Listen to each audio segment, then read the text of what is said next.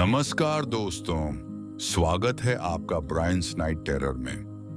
कहते हैं कुछ रहस्य ऐसे होते हैं जिनका जवाब समय भी नहीं दे पाता।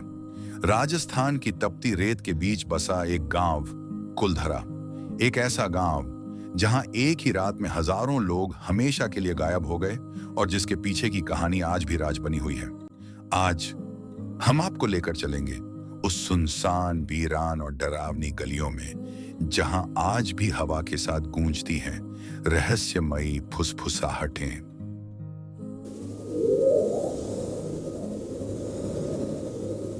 करीब 200 साल पहले कुलधरा राजस्थान के सबसे समृद्ध और रौनक भरे गांवों में गिना जाता था। यहां पालीवाल ब्राह्मण रहते थे, बुद्धिमान, ईमानदार और मेहनती। गांव की गलियों में बच्चों की खिलखिलाहट गूंजती थी, खेतों में लहलहाती फसलें खड़ी रहती थीं। संध्या के समय मंदिर की घंटियों की आवाज पूरे गांव में गूंजती थी। हर घर दीपक की रोशनी से जगमगाता था। इसी गांव के मुखिया की एक बेटी थी, अपूर्व सुंदरता की मिसाल। उसका चेहरा मानो चांद की तरह दमकता था। बड़ी बड़ी काली आंखें और लहराते लंबे बाल उसे गांव की सबसे अनोखी कन्या बनाते थे। लेकिन किस्मत को उसकी यह सुंदरता मंजूर नहीं थी। जैसलमेर का दीवान सलीम सिंह अत्याचारी और अय्याश, वह गांव पर कर वसूलने के बहाने अक्सर आता था।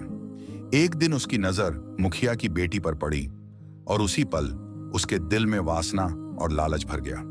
उसने ठान लिया, यह लड़की मेरी होगी, चाहे इसके लिए मुझे पूरा गांव ही क्यों न उजाड़ना पड़े।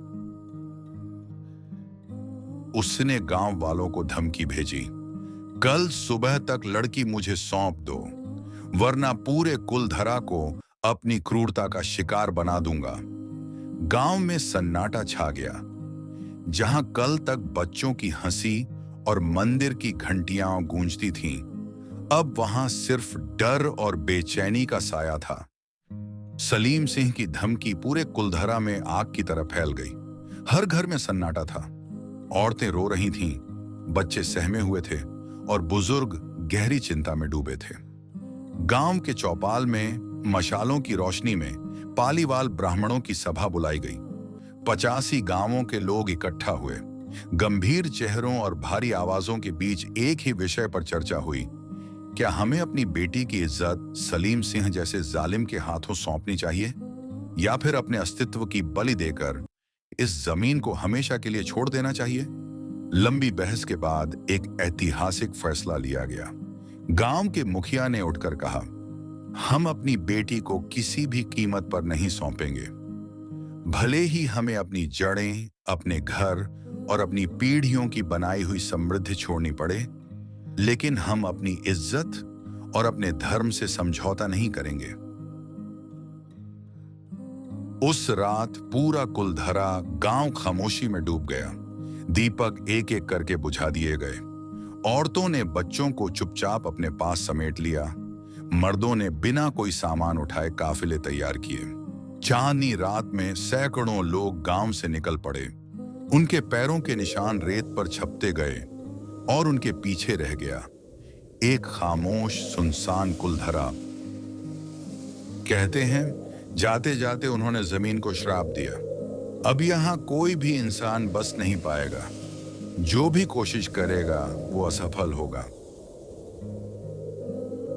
गांव आज भी वीरान है, जबकि वहां पानी के कुएं और खेती की अच्छी जमीन मौजूद थी।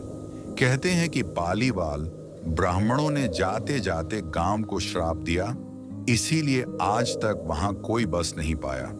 कई लोग दावा करते हैं कि रात में वहां अजीब आवाजें सुनाई देती हैं और असामान्य गतिविधियां होती हैं। यह जगह आज भी जैसलमेर आने वाले पर्यटकों के लिए आकर्षण का केंद्र है। राजस्थान सरकार ने इसे हॉन्टेड साइट घोषित किया है और रात में यहां रुकने की अनुमति नहीं है। आपको क्या लगता है, क्या कुलधरा सच में शापित है या फिर इसके पीछे कोई और वजह छुपी है? अपनी राय हमें कमेंट में जरूर बताइए। अगर वीडियो अच्छा लगा हो तो इसे लाइक और शेयर करें और ऐसे ही रोचक रहस्यों को जानने के लिए हमारे चैनल ब्रायंस नाइट टेरर्स को सब्सक्राइब करना ना भूलें। फिर मिलेंगे एक और रहस्यमयी कहानी के साथ।